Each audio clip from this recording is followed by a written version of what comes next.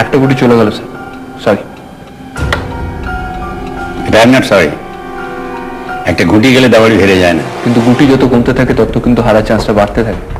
আচ্ছা, আপনি কি ধরে ফেলেছেন প্রলয়কে? সে তো আপনিও ধরে ফেলেছেন। আমি মোটেই না।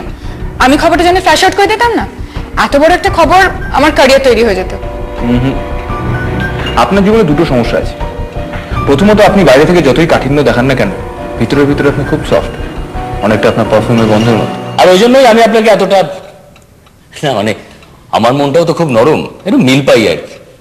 আর তাছাড়া আমরা যেখানেই যাই আপনার পারফিউম তো আমাদের ফলো করে। আর আপনার সেকেন্ড প্রবলেমটা কি জানেন? আপনি না নিউজ হওয়ার আগেই ব্রেকিং নিউজটা খুঁজে পেতে চান।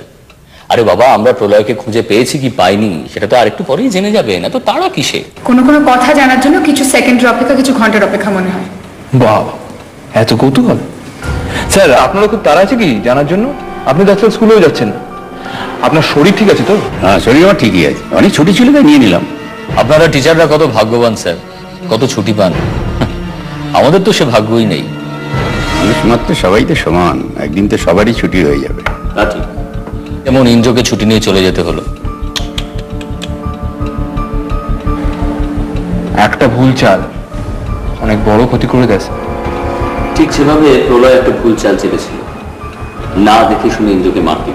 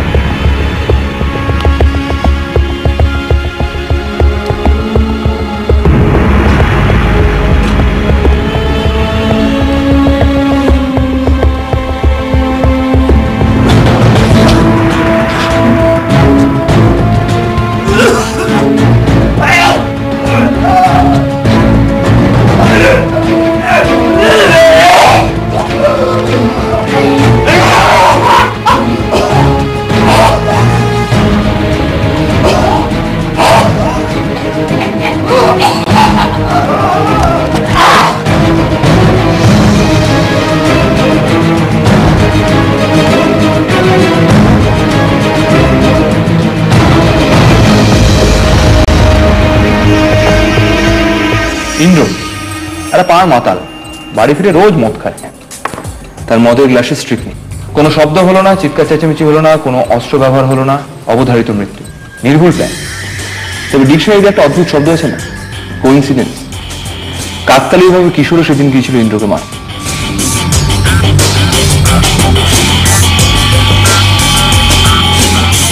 কিশোরকে মারতে হয়নি, তার আগেই ইন্দ্র আর একটা ছোট্ট ভুল চাল। আর একটা গেল স্যার। কি ভুল করেছিল প্রলয়? তেমন কিছু না, প্রলয়ের উচিত ছিল সেদিন একটা ভারী কিছু দিয়ে লোকটার মাথায় মেরে খুনটা করা। কেননা কিশোরের হাতে সেদিন ছিল একটা হাতুড়ি, ফলত কিশোরের ওপর গিয়ে খুনের দায়টা পড়তো। আর একবার যদি খুনের দায় কিশোরের ওপর পড়ে তাহলে বাকি খুনগুলোর জন্য দোষী হতো কিশোর। কিন্তু কিশোরের ঘাড়ে এ দোষ চাপানো হবে কেন? কিশোর তো নির্দোষ ছিল। স্যার প্লিজ আপনি এতটা উত্তেজিত হবেন না, আপনার শরীর খারাপ করবে।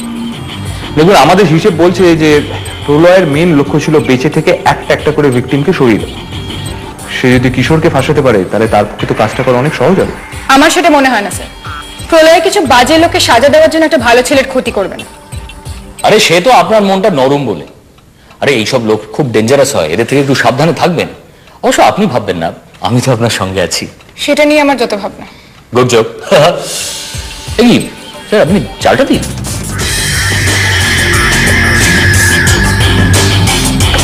কি স্যার, এ তো রাজাকে ওপেন করে দিলেন। মাঝে মাঝে অন্যকে চান্স দিয়ে খেলতে ভালো লাগে। ঠিক একই অভ্যেস ছিল প্রলয়ের। প্রত্যেকটা খুনের সময় ভিকটিমের পাশে সে ফেলে রেখে যেত একটা করে স্ক্র্যাবল পিস।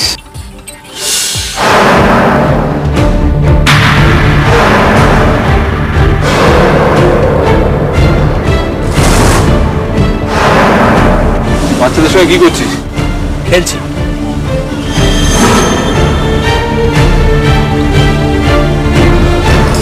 দুটো কারণ হতে পারে। প্রথমত, খুনি প্রমাণ করে দিতে চায় যে সে আমাদের থেকে বেশি বুদ্ধিমান। দ্বিতীয়ত, সে জানিয়ে দিতে চায় তার নেক্সট ভিকটিম কি।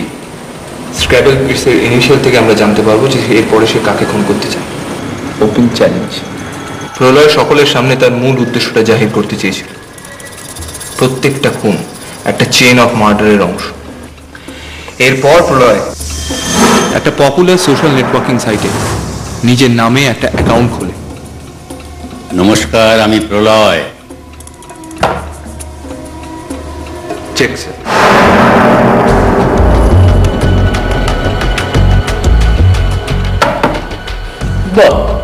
হ্যাঁ, এইভাবেই প্রলয়কে অনেকে সাহায্য করে থাকে। আমি আমি প্রলয়কে কোনো সাহায্য করি না। না না, আপনি তো বলতে কিছু অনেকেই। দেখি, আমরা আমাদের রূপকথার গল্পে ফিরে আসি। আমরা আমাদের তদন্তের কাজ শুরু করব। সন্দেহভাজনদের লিস্টটা বেশ লম্বা। প্রথমেই দেখতে হবে যে কার মোটিভ সব থেকে বেশি স্ট্রং। ভিকটিম কুণাল দাসের দিদি রূপা আর দাদা কিশোর। আর ওদের মার। ও হ্যাঁ, ওদের মাও ছিল সন্দেহের লিস্টে। তবে আমার প্রথম খটকাটা লাগে চন্দনের মার্ডারের সময়। চন্দনের মতো হাইটের একজন লোকের মাথায় বোতলের বাড়ি দিয়ে মারতে গেলে একজনকে সুপার ওম্যান হতে হবে। Process of elimination. রূপা বাদ, তার মাও বাদ, পড়ে রইল কিশোর। কিশোরের উপর সন্দেহটা বেড়ে গেল কারণ সে হঠাৎ করে বাড়ি থেকে পালিয়ে গেল। তবে এই বুদ্ধিটা বোধহয় ওর নিজের নয়। অনি, তোর না কোনো মাত্রা জ্ঞান নেই। এছাড়া রইলেন আপনি। আপনি কুণাল দাসকে পড়াতেন এবং ওদের পরিবারের সঙ্গে আপনার খুব ভালো সম্পর্ক ছিল। হ্যাঁ, তা বলে আমরা আপনাকে খুনি বলছি না। আপনাদের বলা না বলার উপর কিছু নির্ভর করে না। প্রলয় যে সেই থাকবে। না, সে তো বটেই। প্রলয় তো আর দুম করে হরভজন সিং হয়ে যাবে না।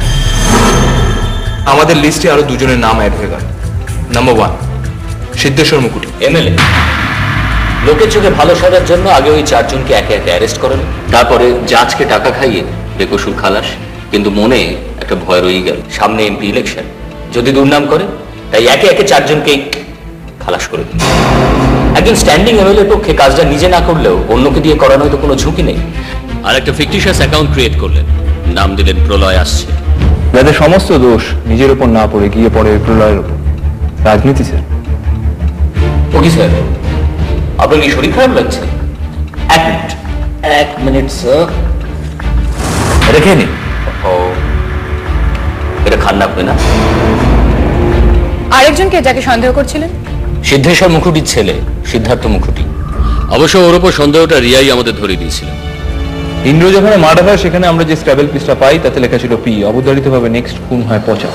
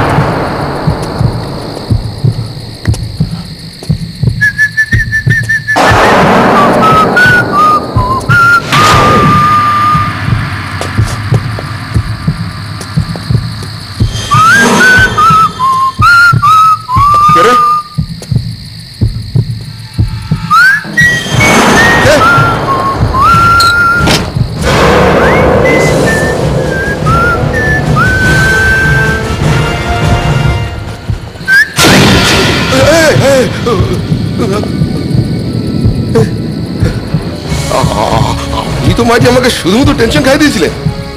সিধুদা বাড়িছে তো? সিধুদা হেভি ফাস্ট বাইরি। হ্যাঁ, জানো তো? চলুন চলুন।